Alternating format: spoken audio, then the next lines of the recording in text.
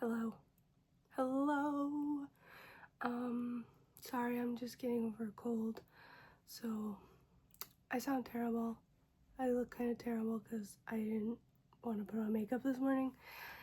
But yeah, we're gonna go on and do the video anyway because I'm bored. And I haven't done one in a while. And I need to get back into doing it because I do like doing it even though I'm bad at it. But I'm not gonna stop doing something just because I'm bad at it. Anyway, my name is Allison. I'm currently, I don't know, 2 or 3 books behind on my Goodreads reading goal, which is better than I was. But I recently, I don't need my iPad. I recently bumped my goal down quite a bit, and I'm still pretty far behind. And anyway, I thought I would go through all the books currently on my physical TBR in hopes that it'll inspire me to read them. We're gonna get onto it, get on with it, we're gonna get on with it. Those are the words. Yeah, all the books on my physical TBR. And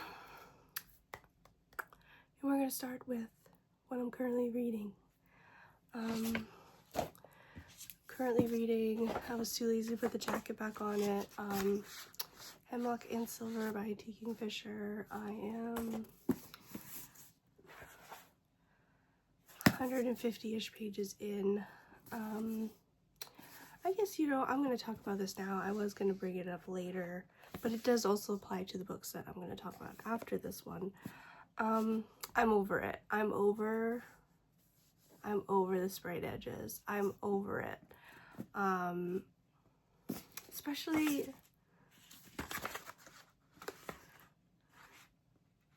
why couldn't it have been like a nice soft purple or something? Like, why does it have to be that bright, vibrant green? It just doesn't fit the vibe of the book. It doesn't match the cover. I'm over the sprayed edge. I'm over it. Every book coming out lately has had a stupid sprayed edge, and I'm over it. Yeah. Keep the sprayed edges to like the special editions, in my opinion. I don't need a sprayed edge on every single book I own. It's not necessary. It seems like just a way for publishers to charge more for their books. Anyway, I'm enjoying this book quite a bit. I've never not enjoyed a T. Kingfisher, so checks out that I'm enjoying this a lot. It's probably a retelling, a reimagining of Snow White, which I was about to guess. It's just very fun and interesting, and I always love T. Kingfisher's main characters in her fantasy novels, because they're usually women who are like 35 years old and like smart and knowledgeable and like know who they are as people, and it's nice to read about a woman who is 35 and not 21 and thinks she's hot shit. Anyway, I'm having a good time with that. That is what I'm currently reading. I've been reading it for like 2 weeks now. Maybe a week. I don't remember when I started that. Where am I gonna put, I guess I'll put the books I talked about on the floor. Okay, moving on. I guess since I said I'm going to talk about the other books with sprayed edges that I have over here. Okay, we have, I guess they're in the order of what I'm most excited to get to. The rest of the books I'm going to talk about are not in any kind of order at all. Anyway, we're going to talk about Wild Reverence,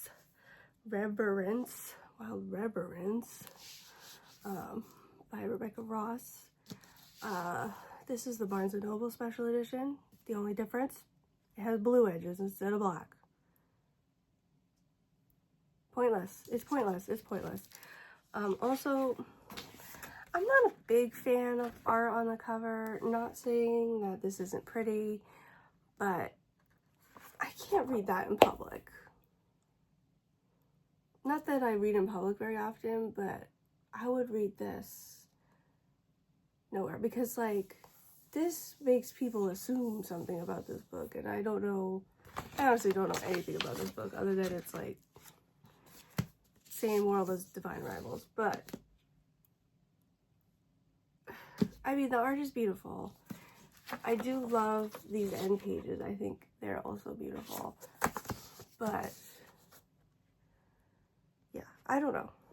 I don't love a hardcover with art on it.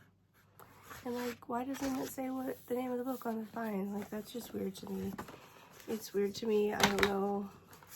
Anyway, yeah, just a reason for publishers to charge more for books. Am I bitter? Yes. Anyway, I'm really excited for this one. I've never not enjoyed a Rebecca Ross, so looking forward to it. And I know it's set in the same universe as Divine Rivals, but I'm really hoping this book has a grown-up price, so this book better be about grown-ups.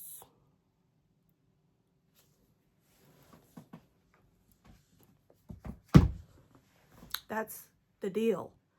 If it's over $25, even if it's over $20, the book better be about adults. That's a grown-up price. It's gotta be about grown-ups, okay? Anyway, yeah. Next book. The Second Death of Locke. This is the Illumicrate special edition. I don't like the cover. I don't like it. I do like this. Here I was just saying I didn't like, oh, did I ever look at the back of this? I don't think I did. That's really cool. I never looked at the back of that. I do like the naked version. After just saying I don't like art on the cover. But this is different. This just makes it look like a book, not like two people in a field. But yeah, I don't like this. I kind of wish it had the original cover like on the back so I could flip it around. Anyway, I'm excited about this one. Do I know what it's about? Evaporated or submerged, it didn't matter. Locke vanished that day and no trace of it had been seen since. I can't read. No bodies, no debris, no survivors, just a blank span of sea in the Bay of Locke with nothing remaining of the Obsidian Isle and its 1,000-year legacy of power. I don't know what it's about. But it looks cool. I hope I'll like it. Yeah, I don't love that cover. I don't love it. Okay, last book in the special edition stack. This one, A Curse Carved in Bone, by Danielle L. Gibson. This is the second book. This is the Fairy Loot edition, the second book in the whatever series it's called. What was the first one? A Fate Inked in Blood. This is the sequel, Vikings. Yeah. I don't know. I pre-ordered this because at the time I was like really hyped to read the sequel. Now I'm like, do I want to be in the head of a 21-year-old annoying girl again? Maybe not, but I'll probably read it quickly and then... I don't need a special edition for a book I'm not gonna love, is my opinion, and I don't think I'm gonna love this, so this one's probably not gonna be on my shelf for very long after I read it. Anyway, moving on. Is my bad attitude just because I'm sick, or is it because I just have a bad attitude lately? Who knows? It's a mystery. Okay, first wobbly stack. Okay. Okay, we'll talk about these two books together because these are two books I'm not going to bother to know what they're about before I pick them up. We have Glass Hotel and Sea of Tranquility by Emily St. John Mandel. I've been read these for a long time, since they came out, probably. And I found them used at a local store, and this one's signed. So I picked them up. I grabbed them. Well, I first saw... Which one did I see first? I think it was this one. I don't know. And I was like, oh, I'll grab that. I was like, but is that correct order for which one to read first? Because I couldn't remember. And then I saw that they also had this one, and so I grabbed them both. And I believe you do read The Glass Hotel first, and then Sea of Tranquility after. Are they connected to? I believe they're all kind of connected to Station 11. Correct me if I'm wrong, or don't. I really don't care. I'll find out when I read them. Anyway. Okay, moving on. Lives of Locke Lamora. Yeah. This has been on my shelf for a really long time.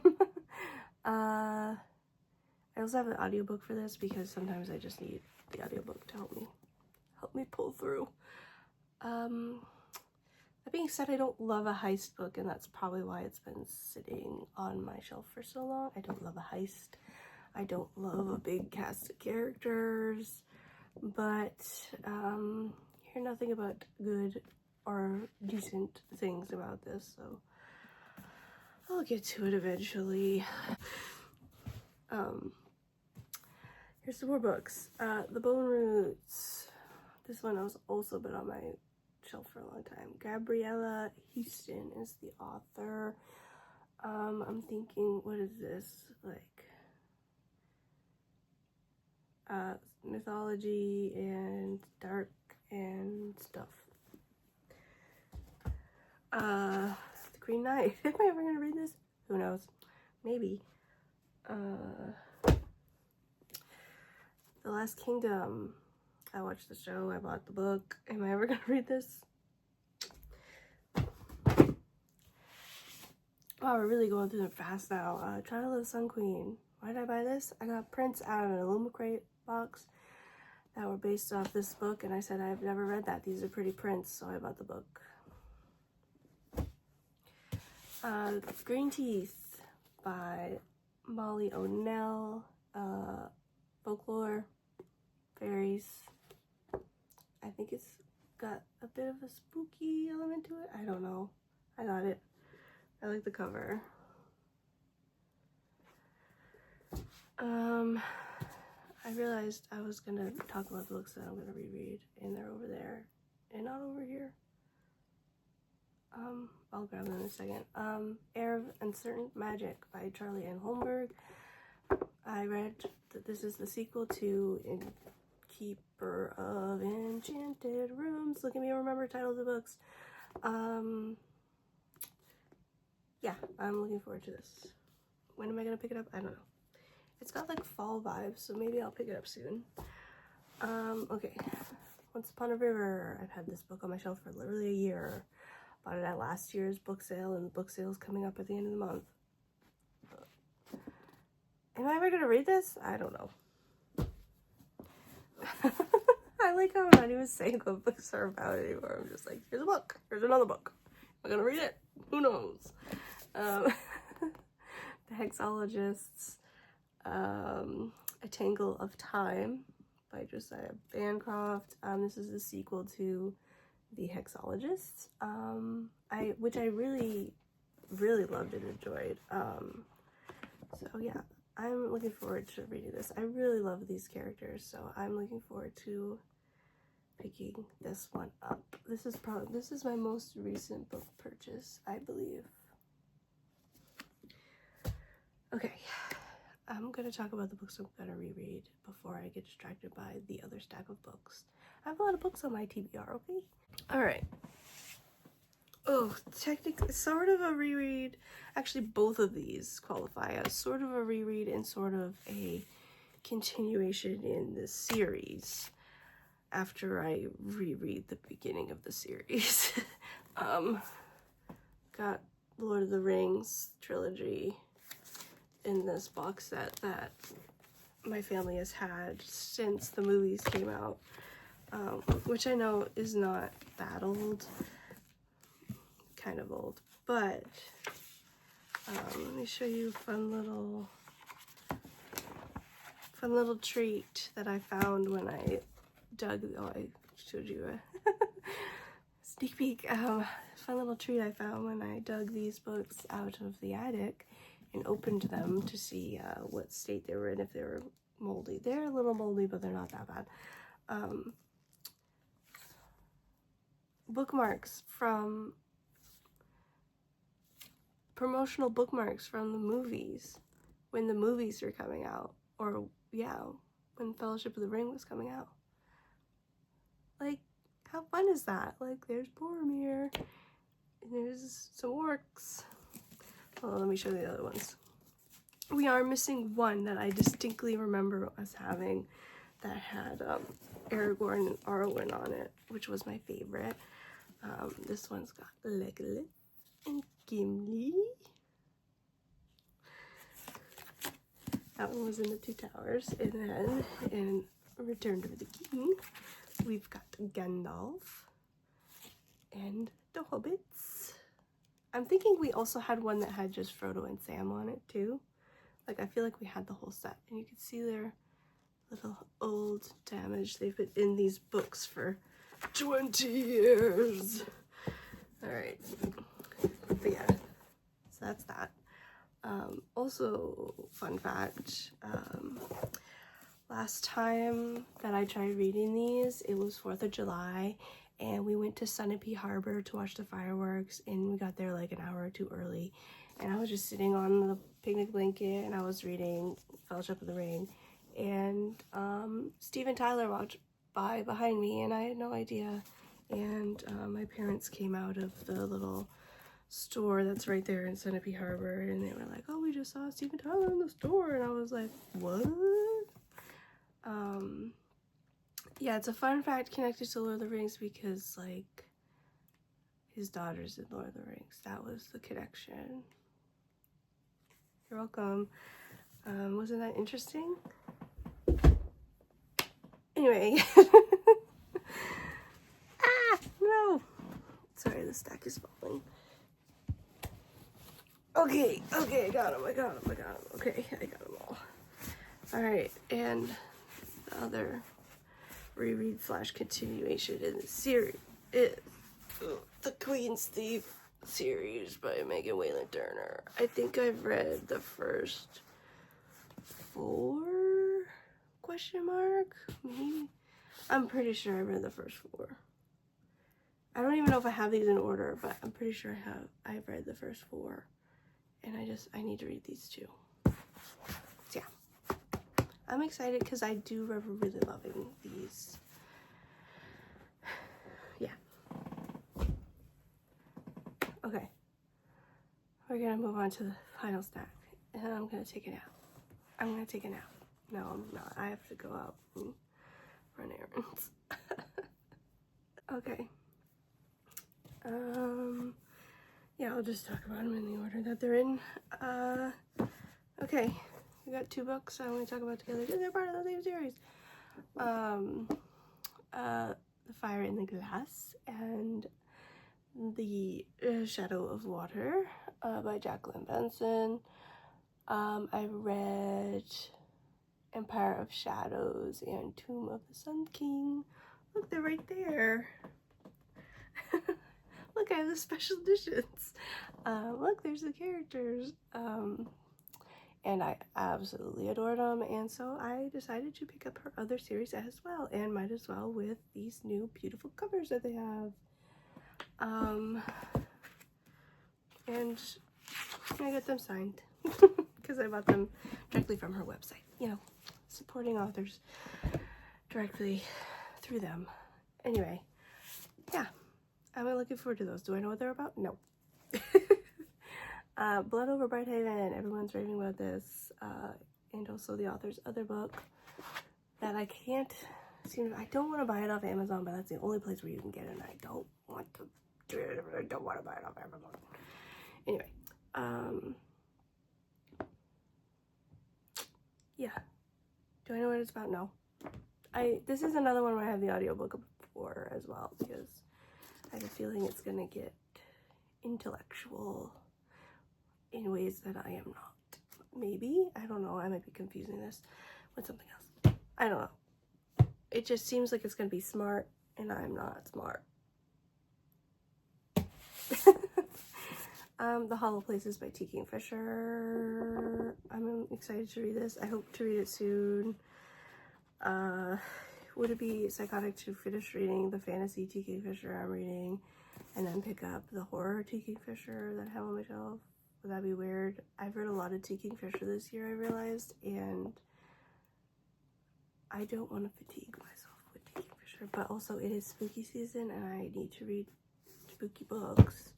Although I do consider November also spooky season. I feel like people just slot it into Christmas time, and it deserves to be also spooky season. November is spooky. Everything is dead in November, and yeah. Middlemarch. When am I gonna read that? I don't know. Notes on an Education. Why did I buy this? I don't know. It's purple.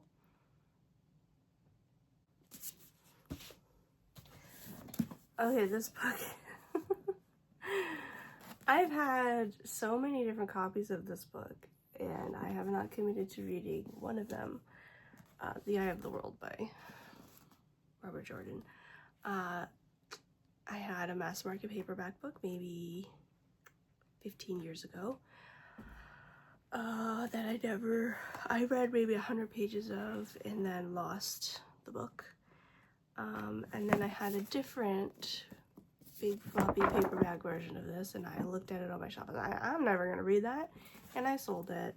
And then I watched the first season of the show, and I said, hey, I quite enjoyed that. I wonder if the characters are more interesting and in depth in the book, and so I bought the book. Am I ever gonna read it? I don't know. Also, I have this on audiobook, I realized too, so maybe that will motivate me to read. Romance of Ghosts by Catherine Arden. I really need to read it. Another one where I have the audiobook. The Luminaries. I have the audiobook of this just simply because it's so chunky. This one I also bought a year ago at the town book sale, by Eleanor Catton. But I did recently realize that this is a show, so that might motivate me to read it and then watch the show, although the show has iffy ratings. And that's it. That's everything. Oh my god. Yeah, that was everything on my TBR, my physical TBR. I do have a couple ebooks on my iPad and a couple audiobooks that I don't have physical copies of. Yeah. Do you share my opinion about sprayed edges? If you do, leave a comment. Special editions. I feel like we are so overloaded with special editions. Like, at this point, I just want special editions of books that are my favorite. Like, I don't need, like, I don't know. Yeah. The words, blah, blah, blah. Goodbye. Thank you for watching. Yeah, I gotta go to the grocery store. But after that, I'm gonna read. Do I have to go to the grocery store? I don't want to go to the grocery store. Ugh. I really don't want to run errands.